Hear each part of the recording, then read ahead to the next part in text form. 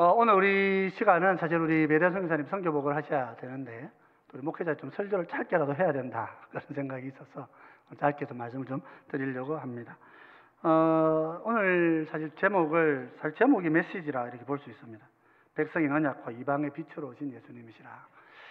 사실 우리가 바울이 로마서를 쓸 때에 9장부터 여러분 읽어보시면 9장부터 11장까지를 읽어보시면 바울의 큰 깊은 고뇌와 하나님의 간절한 기도가 있습니다.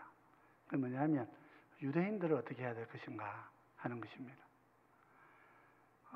오늘날에도 사실 이 문제는 굉장히 큰 이슈로 등장을 하고 있고 종말에 1948년에 이제 이스라엘이 독립하면서 이게 지금 어떻게 봐야 되느냐는 문제를 가지고 성경신학자들 많이 논의를 하고 있습니다. 우리 요단에서는 이스라엘에 지금 파송되어서 사역하시는 분이 잘 없어서 이 문제가 조금 보류되어져 있는 그런 상황 아닌가 이렇게 좀 보아집니다.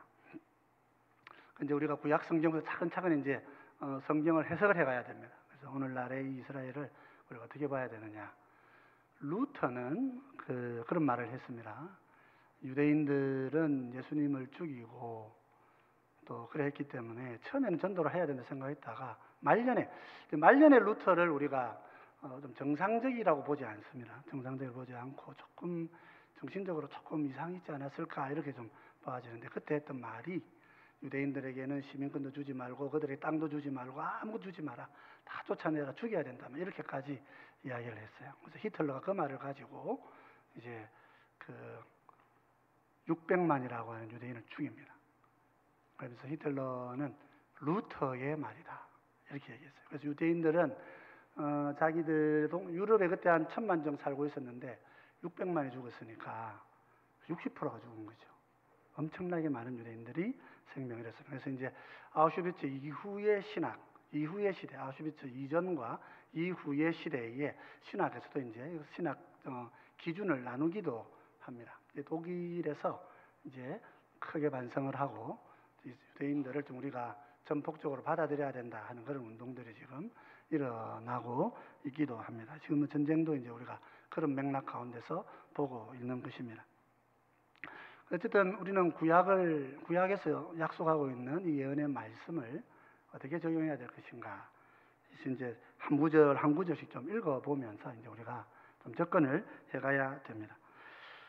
이사야 42장은 어쨌든 주의 종 여호와께 메시아가 오실 것이라고 하는 그 본문 속에서 나오는 맥락이라 이렇게 봐야 되고요. 4절 6절을 보면 나 여호와가 의로 너를 불렀은즉 내가 내 손을 잡아 너를 보호하며 너를 세워 백성의 언약과 이방의 빛이 되게 할 것이다.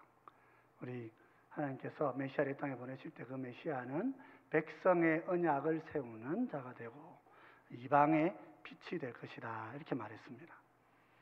그러니 무슨 말이에요? 백성의 언약이 된다는 말은 무슨 말이에요? 또 이방의 빛이 된다는 말은 무슨 말이에요?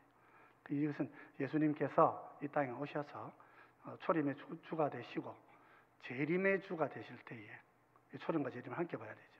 재림의 주가 되실 때에는 아브라함의 후손들 중에서 택한 자들을 다 구원하고 백성의 언약을 성취하시고 나아가서 이방인들도 빛으로 불러 오실 것이다. 그런 의미를 가지는 말씀입니다. 하나님의 눈은 이스라엘과 이방 전체 세계를 함께 보고 계신 것입니다. 그래서 우리는 성경을 그렇게 읽어가고 선교를 그런 관점에서 좀 바라보아야 합니다. 그래서 이스라엘이 독립하고 난 이후에 과연 저 이스라엘이 성경이 말하고 있는 이스라엘이 돌아온다고 하는 그 이스라엘인가 하는 부분을 지금 신학자들이 검토를 하고 있는 중인 것 같습니다. 우리 교단에서도 검토를 하고 있어야 되는데 어떻게 하고 있는지 잘 모르겠어요. 근데 이제 현장에서 우리가 좀 생각해 볼 때에 우리의 선교가 좀 더 통합적인, 지금은 통전적 선교, 전체적으로 모든 영역이 함께하는 선교. 선교라고 하는 것은 가 있는 선교사만 하는 게 아니고 보내는 교회도 함께 선교에 참여하는 것입니다. 선교에 참여는 보내는 자와 보냄을 받은 자가 함께 사역하는 것입니다. 이전에는 받은 사람이 그곳에 가고 보낸 사람은 뒤에 앉아서 기도하는 거다 이렇게 생각을 했었습니다. 그러니까 지금은 교통이 발달되어지고 통신이 굉장히 가까워져 있습니다.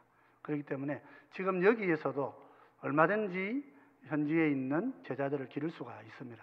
그런 상황이기 때문에 오고 가고가 굉장히 이제 우리가 가까워진 것이죠. 그래서 선교가 통전적이라고 할 때에 통합적이라고 하는 것은 보내는 자와 보냄을 받은 자가 같이 일하는 것입니다. 선교는 원래 통합적이었습니다. 처음 복음을 전했던 유대인들과 복음을 받은 이방인들이 다시 힘을 합쳐서 서로에게 복음을 전하면서 함께 하나님의 백성으로 같이 서는 것이기도 합니다. 선교는 옛날에는 교회를 세우는 것이라고 생각했습니다. 그러나 이제는 학교도 세우고 병원도 세우고 곳곳에서 문화기구를 세워가면서 하나님의 나라를 이루어가는 그런 컴플렉스 미니스트리가 지금 선교의 큰 축으로 자리하고 있는 것입니다. 그래서 오늘 우리도 하나님께서는 이방인만의 하나님이 아니시고 유대인의 하나님이시라 기억해야 되고요. 그래서 우리가 유대인들에게도 복음을 전하려고 기도하실 때 하나님 유대인들도 택한 자를 꼭 구원해 주십시오. 그렇게 우리가 딱히 이스라엘에 구원한 성사님 없어도 우리가 이방인으로서 기본적으로 그렇게 기도하는 것이 옳은 것 같습니다. 여러분 그걸 기도하시면 좋겠고요. 선교사님들만 선교하는 거 아닌 줄 알고 나도 선교할 수 있도록 기도해 주십시오. 교회 세우는 것만이 선교가 아니고 많은 사역들이 선교로 종합적으로 이렇게 이루어져 가야 하는 것입니다. 오늘 시간에 우리 배대한 선교사님 나오셔서 선교를 좀 보고하시면서 종합적인 선교, 또 우리 교회가 좀 참여할 수 있는 선교는 좀 어떤 선교가 될 것인가 하는 것을 함께 말씀해 주실 것입니다. 누가복음 2장에 보면 이런 말씀이 있습니다. 같이 한번 읽어볼까요?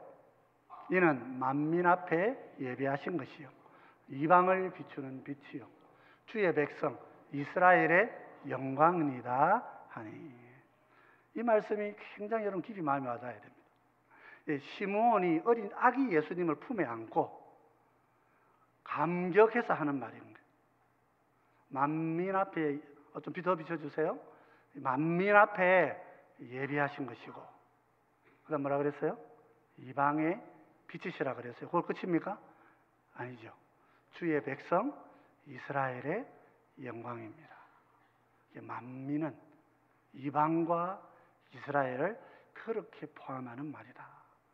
시몬이 예수님을 품에 안고 그런 기쁨을 누리고 천국으로 그분은 이후로 천국으로 가신 것이죠.